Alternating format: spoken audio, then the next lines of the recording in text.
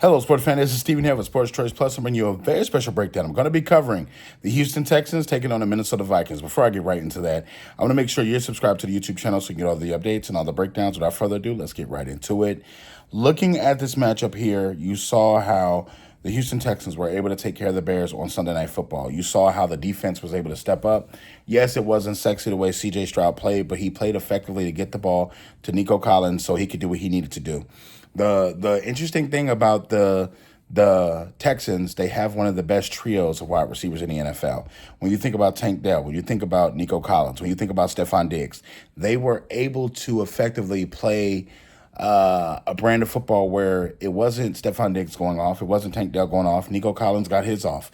You know, it may not be 100 yards from this receiver this week or 200 yards from this week, but they're running the football. They're playing effective, and the defense for the Texans is keeping them in the football game. So against the Bears team that was very aggressive on defense, C.J. Stroud struggled a little bit. And you got to think the Bears threw the kitchen sink at him, and the Texans defense threw the kitchen sink right back at the Bears.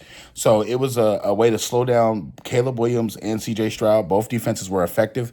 But in this game here, you're going to see an offensive explosion. I think that the Minnesota Vikings, even with the quad injury to Justin Jefferson, he still was playing lights out against the 49ers.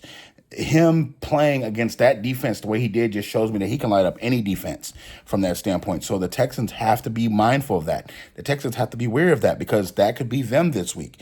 The standpoint, Sam Darnold is playing well at the quarterback position. The offensive coordinator is giving him just enough to where he can make plays. He doesn't have to think too much, and he can get the ball out of his hands very quickly. That's why he's able to get the ball to Justin Jefferson. That's why he's able to get the ball in the flat and do what they have to do.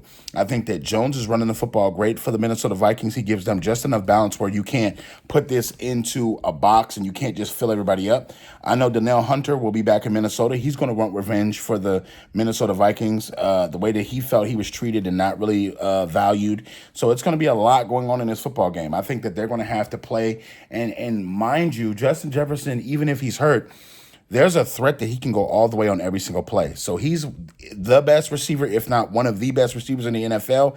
I think that they're going to lean on him a little bit in this game, and that's going to help them. I think the Texans are going to run into a buzzsaw again this week. I think that this week their defense is not going to be able to slow down Justin Jefferson in this offense. I think the Minnesota Vikings are playing inspired football. Sam Darnold is playing above his head, and he's confident, and I think that that's going to get them the win. I'm picking the upset here. I'm picking the Minnesota Vikings to beat the Houston Texans in a pretty good game. Not a blowout, but a pretty good game. I think D'Amico Ryans and company are going to be dialed in, but they're just not going to have enough to slow down Justin Jefferson and company. So are you Minnesota Vikings fans? Are you Texans fans? Get in the comment section below. Definitely check out Sports Choice Plus, and we'll see you on the next episode.